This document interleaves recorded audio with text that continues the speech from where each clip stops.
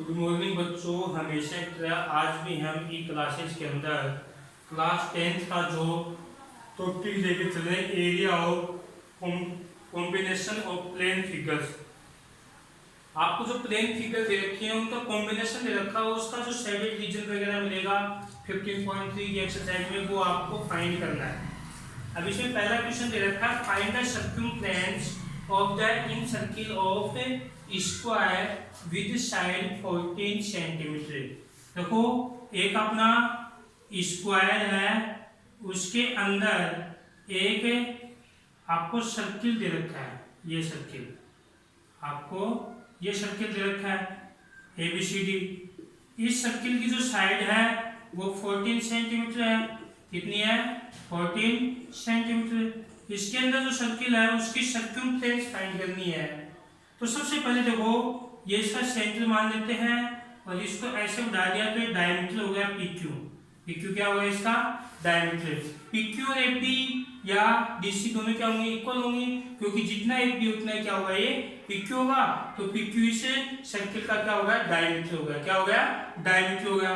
तो इसको आपको दे रखी क्या है कि साइड ऑफ स्क्वायर कितनी दे रखी है? 14 सेंटीमीटर। क्या रखी है? 14 सेंटीमीटर। अब देखो, diameter of circle PQ equal क्या हो जाएगा? 14 सेंटीमीटर। कितना हो जाएगा? 14 सेंटीमीटर। अब इसका डायमीटर 14 सेंटीमीटर हो गया, तो अपनी रेडियस क्या हो जाएगी? 14/2 इक्वल 7 सेंटीमीटर। अब जो इसने पूछा है फाइंड द सर्कमफ्रेंस, तो इसका क्या करोगे? सर्कमफ्रेंस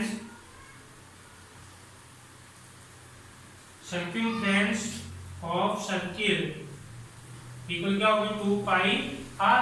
तो 2 इंटू पाई की वैल्यू 22/7, r की वैल्यू कितनी है? अपनी 7 है। तो 7 से 7 कट गया, इक्वल क्या आ गया? 44 सेंटीमीटर। कितनी आ गई इसकी सर्कमफ्रेंस? 44 सेंटीमीटर। आपको ये पहला क्वेश्चन था। अब देखो दूसरा क्वेश्चन क्या है। इस एक्सरसाइज में आपको डायग्राम की जरूरत पड़ेगी। डायग्राम बगैर क्वेश्चन का सॉल्यूशन नहीं होगा। आपको डायग्राम बनाना पड़ेगा या गिवन मिलेगा तो आपको क्वेश्चन करना है। दूसरा क्वेश्चन है इसमें,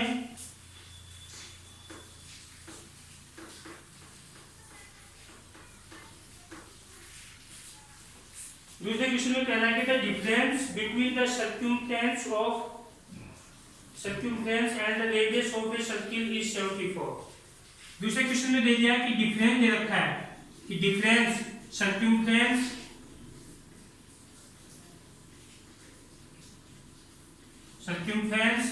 and minus radius.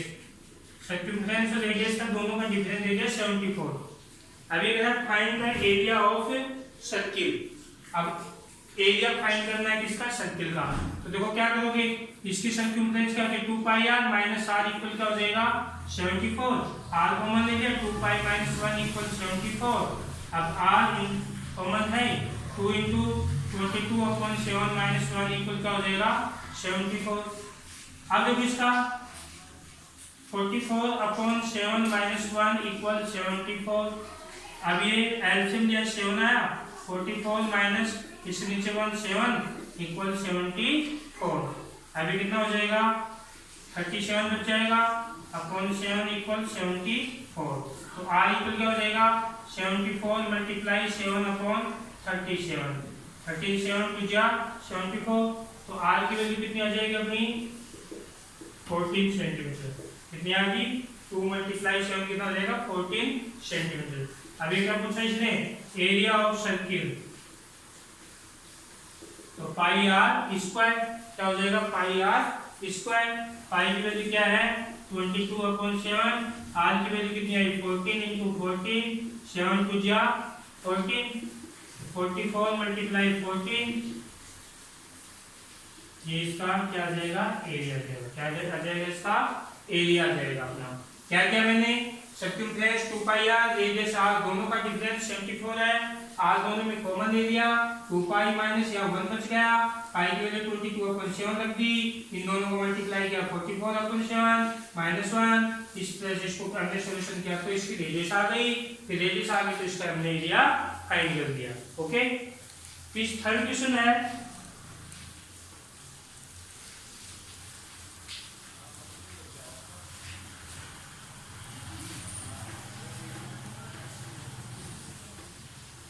Question third क्या है इसका, देखो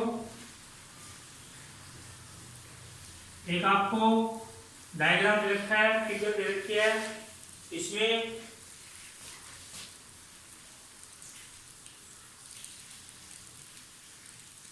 ये 90 दे दिया, इसकी रेडियस 3 सेंटीमीटर दे दी,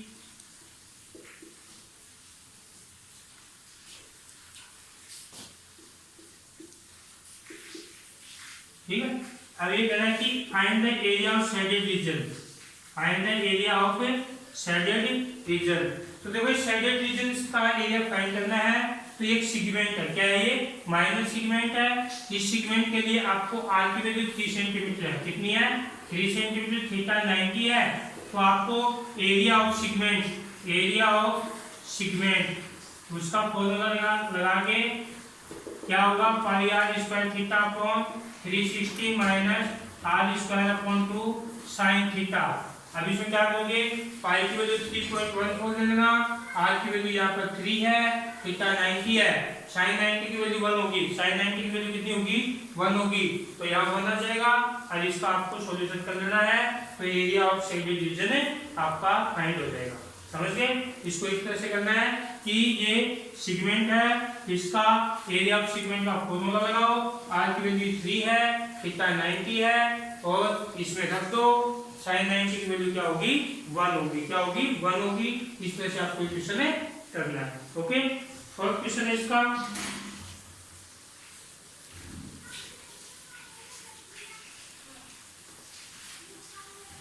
ये कह रहा है फोर्थ क्वेश्चन में that if the perimeter of a circle is equal to the perimeter of square, ये कह रहा है कि perimeter of circle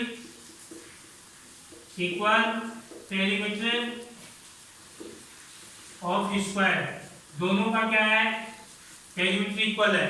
तो सर्किल का पेरीमीटर या सर्क्यूट दोनों एक ही चीज होती है, आप इसमें सस्पेंस मत पड़ जाना कि पेरीमीटर क्या होता है सर्किल का, 2 पाई आर होता है, तो दोनों को इक्वल कर दो, 4 इंटू साइड। अब ये 2 से 2 कर गया, तो पाई आर इक्वल क्या हो जाएगा, 2 इंटू साइड। अब पाई की वैल्यू 22/7 इंटू आर इक्वल क्या हो जाएगा, 2 इंटू साइड। अभी 2 से कर गया, 11 आ गया, 11/7 इंटू आर इक्वल साइड। तो आर के नीचे में साइड लेके आ रहा हूँ, इक्वल क्या हो जाएगा, 7/11, 7/11। अब इसने पूछा है कि find the ratio of area, तो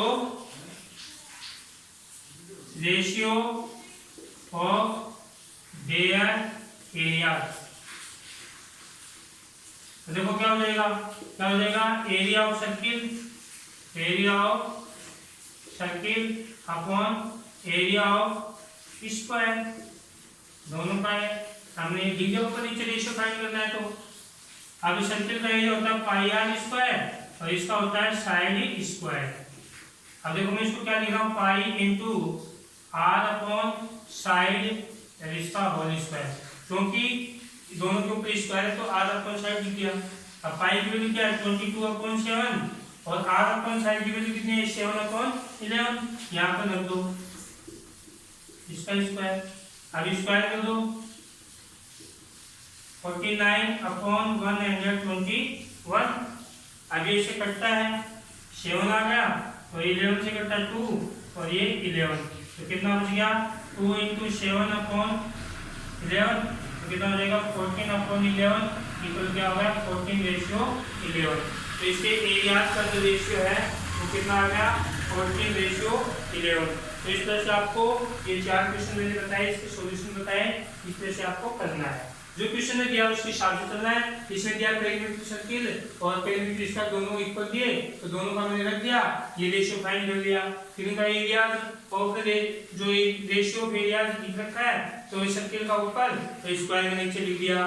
फिर मैंने इसको इस तरह से कर दिया सॉल्यूशन करके और ये अपना क्या आ गया, रेशियो फाइंड आ गया। इस तरह से आपको इक्वेशन करने थे। Okay, thank you.